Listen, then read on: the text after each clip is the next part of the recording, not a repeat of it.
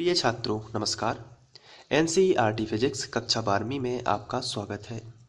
जैसा कि आप सभी लोग जानते हैं कि मैं अध्याय 1 का इंट्रो बना चुका हूं, जिसमें हम लोगों ने सभी टॉपिक देखे हुए थे कि इस अध्याय में कौन कौन से टॉपिक हैं जिन पर हमारा फोकस रहेगा और ये टॉपिक एग्ज़ाम के पॉइंट ऑफ व्यू से कितने इम्पोर्टेंट हैं। उसी को ध्यान में रखते हुए आज हमारा पहला टॉपिक है घर्षण विद्युत, जिसे इंग्लिश में बोलते हैं फ्रिक्शनल इलेक्ट्रिसिटी। तो सबसे पहले घर्षण आखिर होता क्या है ये समझ लेते हैं। तो घर्षण यदि सिंपल भाषा में बात की जाए तो दो वस्तुओं को आपस में रगड़ना, उसे ही हम घर्षण कहते हैं। जैसे आप अपनी दोनों हथेलियों को आपस में रगड़ते हैं तो वो घर्षण कहलाता है।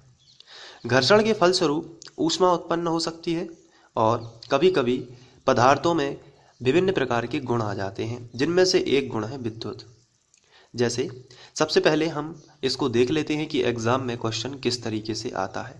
तो अगर यहाँ से क्वेश्चन आना होगा तो इस तरीके का क्वेश्चन आएगा, घर्षण विद्युत क्या है, उदाहरण दीजिए। हो सकता है आपसे घर्षण विद्युत से रिलेटेड कोई विकल्प पूछ लिया जाए, इसलिए आपको पूरा टॉपिक ध्यान से समझना है।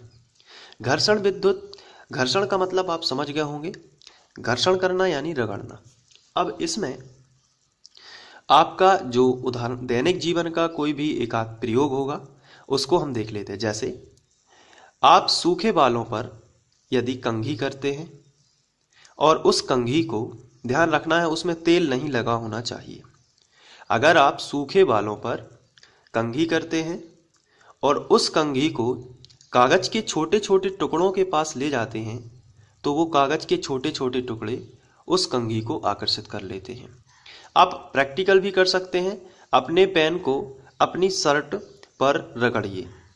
लगभग 2 से 3 मिनट तक पेन को, प्लास्टिक के पेन को अपनी शर्ट पर रगड़िए और फिर कागज के छोटे छोटे टुकड़ों, बहुत छोटे छोटे टुकड़ों के पास उस पेन को ले जाइए। तो होगा क्या कि वो जो कागज के छोटे छोटे टुकड़े हैं वो उस पेन से चिपक जाएंगे।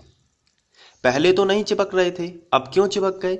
इसका यही कारण है कि उस पेन के पास कुछ ताकत आ जाती है और इसी ताकत को हम बोलने लगते हैं विद्युत।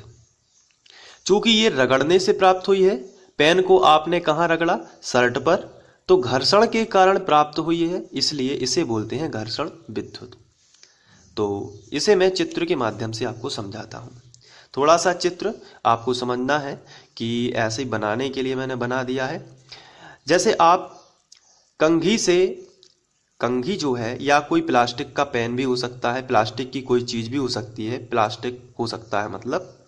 और जब सूखे बालों पर आप इस प्लास्टिक को रगड़ते हो और फिर इसी प्लास्टिक को आप कागज के छोटे छोटे टुकड़े, ये मान के चलिए ये कागज के छोटे छोटे टुकड़े हैं, तो इस प्लास्टिक की जो चीज है, हो सकता है कंघी हो सकता है पेन हो सकता है कोई अन्य वस्तु हो जो प्लास्टिक से मिलके बनी हो। तो जब ये कागज के छोटे छोटे टुकड़ों के पास आएगी तो ये टुकड़े यहां आकर्षित होने लगेंगे। तो पहले यदि इस कंघी को घर्षण करने के पहले लाते थे तो ये कागज के टुकड़े इससे आकर्षित नहीं होते थे। लेकिन जैसे ही तुमने इस बाल पर या इस कंघी को रगड़ा तो फिर क्या होने लगा? ये जो कंघी है इन कागज के छोटे छोटे टुकड़ों को आकर्षित करने लगती है। इसका मतलब इसके पास कोई शक्ति आ जाती है क्या? तो आंसर है हाँ, इसके पास कुछ चार्ज आ जाता है, कुछ आवेश आ जाता है, और जिसके कारण ये छोटी छोटी वस्तुओं को अपनी ओर आकर्षित करने लगती है। और ये ताकत हम विद्युत बोल रहे हैं, और चूंकि घर्षण के कारण उत्पन्न हुई है इसलिए हम इसे घर्षण विद्युत बोलते हैं। अब आपको यहाँ पर एक फैक्ट याद रखना है, और जो फैक्ट है मैं आपको बता देता हूँ। ये फैक्ट आपको ध्यान रखना है, फिर मैं आपको आंसर बता दूंगा। ये आपको स्क्रीनशॉट ले लेना है अगर आप इसको याद करना चाहें। इस घटना का सर्वप्रथम अध्ययन यूनान के वैज्ञानिक थेल्स ने 600 ईसा पूर्व में किया था। ये इसका इम्पोर्टेंट फैक्ट है। कुछ जो फैक्ट होंगे मैं आपको इसी तरीके से बताता जाऊंगा ताकि आपके ऑब्जेक्टिव या विकल्प टाइप के क्वेश्चन बहुत ही स्ट्रांग हो सकें और आपकी तैयारी बहुत अच्छे से हो सके। तो इस घटना का अध्ययन सर्वप्रथम किसने किया था? यूनान के वैज्ञानिक थेल्स ने 600 ईसा पूर्व में किया था। तो ये फैक्ट था। अब देख लेते हैं इसका आंसर कि हमें घर्षण विद्युत क्या है। उदाहरण दीजिए, अगर इस प्रकार का क्वेश्चन आता है तो हम क्या लिखेंगे। तो देखिए आपस में लिखा है, दो वस्तुओं को आपस में रगड़ने से उत्पन्न विद्युत। दो वस्तुओं को ध्यान रखना है, दो वस्तुओं को जब आपस में रगड़ा है, हो सकता है प्लास्टिक का पेन हो और रेशम की छड़ हो या बाल थे जैसे अभी एग्जाम्पल में। तो दो वस्तुओं को आपस में रगड़ने से उत्पन्न विद्युत घर्षण विद्युत कहलाती है। तो रगड़ने से उत्पन्न है जो विद्युत, उसे ही क्या बोलते हैं? घर्षण विद्युत बोलते हैं। उदाहरण हमने लिखा है, किसी शुष्क दिन प्लास्टिक के स्केल को सूखे बालों से रगड़ने पर स्केल में छोटी वस्तुओं जैसे कागज के छोटे छोटे टुकड़ों को आकर्षित करने का गुण उत्पन्न हो जाता है और इसे ही हम क्या बोलते हैं? घर्षण विद्युत।